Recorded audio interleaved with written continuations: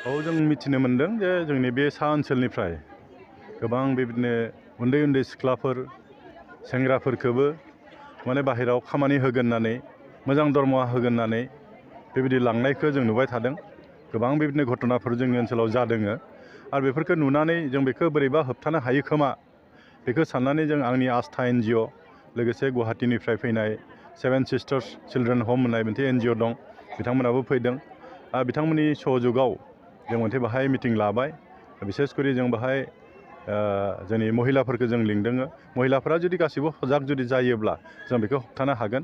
माने गोबां बेबायदिनो गाज्रि खामानियाव बाहायनायफोरखौ जों नुदों आरो बांसिनानो बेबायदि मोजां खामानि मोननो आसायाव बाहेरायाव थांनायखौ जों नुनो मोन्दों। आरो आं आसा खालामगोन बेबायदि मेल मिटिंनि जुगेदि जोङो निस्सय बेफोरखौ जों एसेबाबो बन्द' खालामनो हागोन। जों खावलायगोन दिनै बे गिदिर बे आमजुलि ओनसोलाव निस्सय मोनसे गोहोम खोख्लैगोन बे मिटिङा आरो जोंनि रायजो राजाफ्रा एसेब्लाबो सांग्रां जागोन। जोंथ' आस्था NGO हिसाबै बिदिनो सामाजिक खामानिफोरखौ जोङो मावो। जों बेबायदिनो एवारनेस मिटिंफोरखौ खालामो। जोंनि फरायसाफोरखौबो लानानै थांनाय बड'फा उपेन्द्र नाथ ब्रह्मनि जोनोम सानाव जों मोनसे एवारनेस मिटिं खालामदों। माने जोंनि सेंग्रा सिख्लाफोरा बोरैहाय आवगायनो हागोन बेखौ लानानै जों मिटिं खालामदों।